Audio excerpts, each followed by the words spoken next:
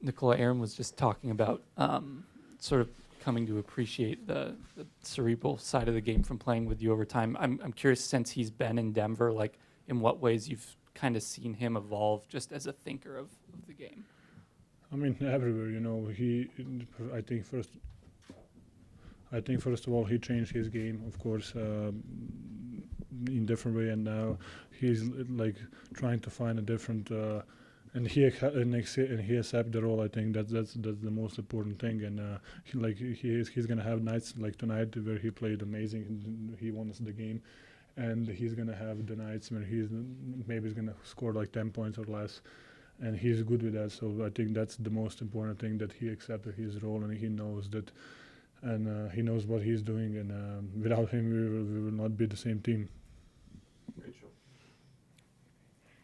When you're the defending champ, a lot of times the regular season can just feel like waiting to get to this part again. Now that you're actually here and starting to rack up what you'll need of 16 wins, what does that feel like, and how is that different after you've been spending 6 to 7 months just kind of waiting for this moment again? I mean, to be honest, I think that thing doesn't exist. We can just like flip the switch and then like play a playoff game. I think you need to build it, and we needed to build it because we don't have the same team, and the guys work. Okay, we have the first five is basically the same, and the next guys are completely different. They're playing different roles. They're playing different minutes. So we needed time to learn how to play together, and I think we did a good job. I think we are ready.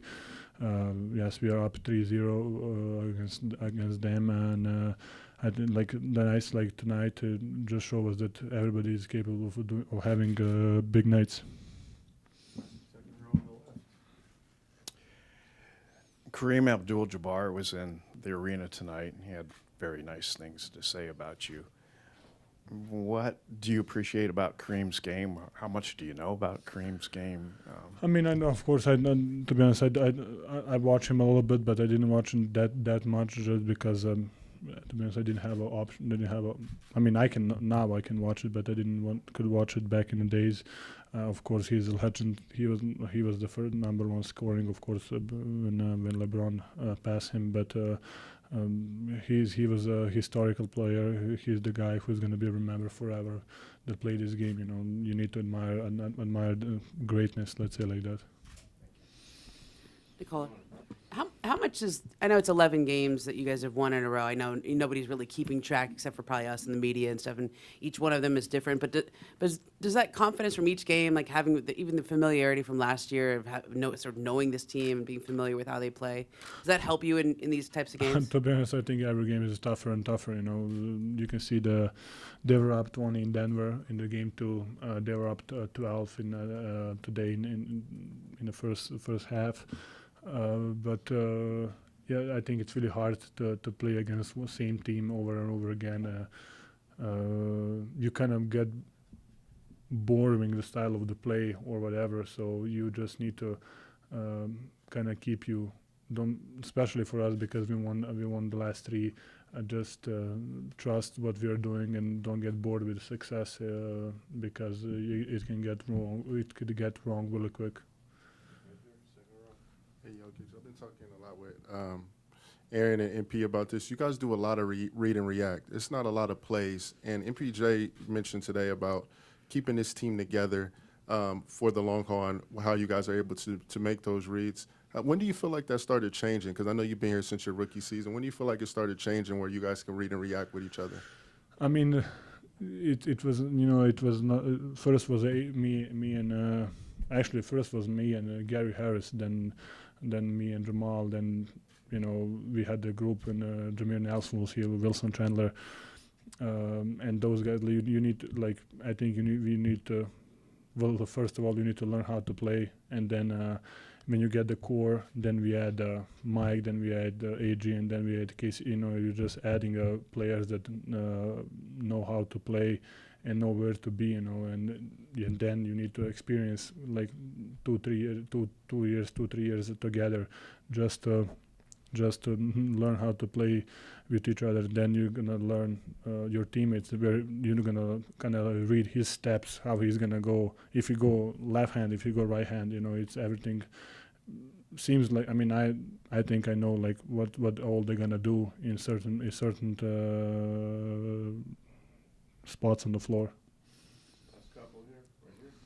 Nicola, if you guys are able to come out and play well on Saturday and able to kind of prevail, how important are series resets in terms of rest, in terms of healing up, in terms I of mean, to be honest, we cannot think that way. Be honest, because that's a really tough team, and every game is really interesting and really hard to win.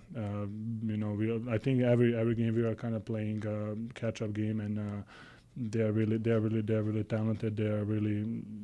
Even last year when we played the fourth game, it was probably hardest game of our lives. It's really hard to close the team out, and we cannot think about rest right now. We need to just try to win the next game. Last two, right here. Nicole, you were mentioning about complacency. What do you think you and the group have done this season to try to guard against that? Who? With complacency, what have you and the group done this Okay, season to the try to government. guard against that? Just What's coming the off the complacency? championship season. I mean, I think I said one time, like winning is a lifestyle for us, and we really enjoy. Like, it's really good when you're winning, and especially when you win a lot of games. Like everybody's happy, everybody wants to play, everybody's buying into the system. So, winning, I think it's a lifestyle, and we don't wanna. I mean, I was here when we were losing, so I don't wanna go back to that. Let's say like that. Nicola, Michael Porter has come up big for you guys so far in the series. Where have you seen him grown the most in terms of playoff basketball, and how's he contributed to you guys? I mean, just to have him on your team and to know that he's gonna make, basically, when he's open, it's an open shot. It's a made shot.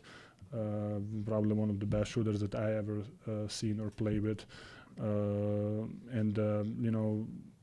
just to see him evolving and attacking the closeouts now, and don't be afraid of making a big shot or taking a big shot. That's something that I think not a lot of players have in this league, and Mike definitely has that, and he's capable of making big, tough shot. So I think just his mindset and his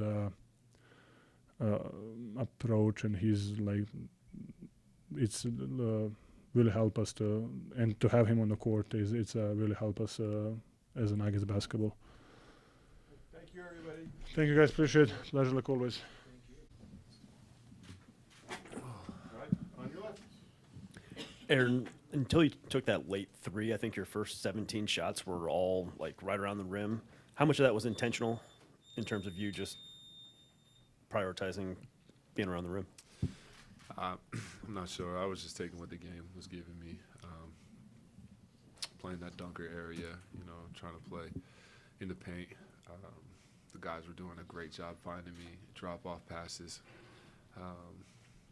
Just taking what the game was giving me. Second row.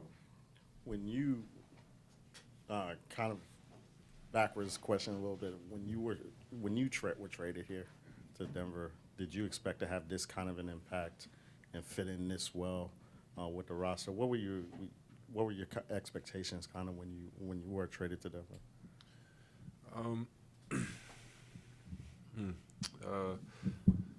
Well, quite frankly, my expectations were championships for this team.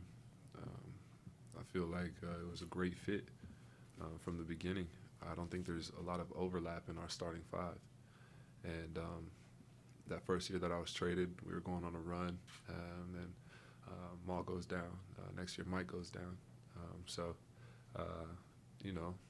Injuries are a part of the game, but, you take those injuries out of the game. And I feel like we would have already won a championship, So it's great playing with these guys. These guys are so damn talented, just so amazing at the sport. It makes the game easy. I think you had 6 dunks in this game. What allows you to thrive in that dunker position? Kind of like what I was saying, these guys are so good that I'm playing with. Jamal, Joker, MPJ, KCP, they demand so much attention on the offensive side that if you don't send the extra man, if you don't send that rotation, they're going to torch you, and they're going to continue to torch you. So you kind of just got to pick your poison, and then I'm just lurking on the baseline trying to just clean up all the garbage. On the left. During the course of the season, what do you think this group has learned about the challenge of repeating as champs that maybe you're able to apply now to these playoffs? Well, you get everybody's best shot. Everybody has a little bit more energy, a little bit more juice when they come and play you, and that's something that you have to respond to as champions. And I think that got us ready for these playoffs. Aaron, it seemed like a lot of what you were able to get at the rim, especially in the first half, was kind of a life force for you guys with the way that threes just haven't been falling in the series. Whether it's an adjustment like switching on to AD in the second half of game 2 or kind of stepping up offensively, how much do you kind of pride yourself on being able to be whatever the team kind of needs at any given moment? I do pride myself on that, just doing what the team is asking me to do to help get a win. I'm a utility guy, do a little bit of everything, do a little bit of a lot, and I take what the game gives me and I do whatever I can to help my team win. And however it comes across during the game, it doesn't really matter to me. I just care about that end result. Third row. Aaron, what do you think have been the common themes in this series and the team's ability to execute on adjustments and also maintain a resilient attitude in the second half? One more time. The common themes that explain the team's ability to execute on adjustments and also just be resilient even with the double-digit deficits in the first half. Well, we have a very resilient group and a very high IQ group. So when we need to make adjustments, we make them very quickly and we execute them very quickly. But, we don't want to have to depend on our resiliency. We don't want to keep getting down and having to fight back. But, yeah, I chalk that up to the IQ of this group. Very, very smart basketball players. What's up, AG? Good seeing you, bro. You too, man. 29-15. It's funny you said the word IQ. I was just about to say that. Me and Charlie always go over y'all plays. I didn't realize how much you guys do read and react. It's not plays that you guys are really running. How long did it take for you to, come in and fit along with that, like reading and reacting with the group and not running plays and just being in free-flowing offense at times? Not long at all. It's a great way to play basketball. It's like how USA basketball plays. It's like how FIBA basketball plays. And you got Nikola Jokic, who is the center point. He's the epicenter of our offense, and he learned the worldly game, so he plays it the right way. And then you got Jamal, who's a cold killer. So it's a crazy two-man game right there. And we just the open man is the right man. The right man is the open man. And we make the right reads. We play the game the right way, and we are rewarded for that.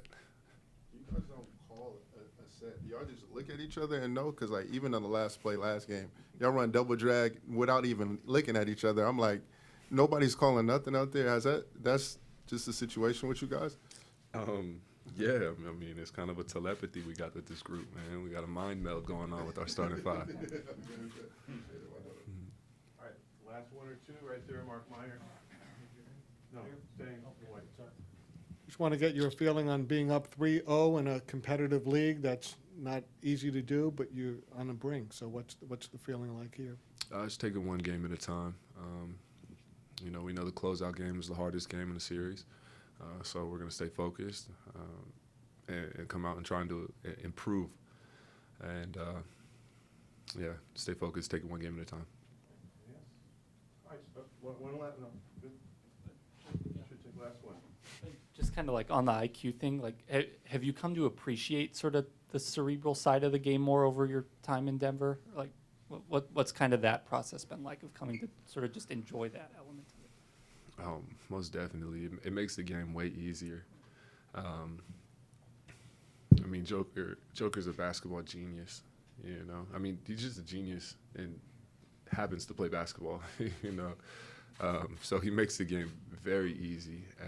And when you think the game like that, the game unlocks. You know, you can start seeing plays ahead, two or three steps ahead. You can start to nuance the game a lot, and it just becomes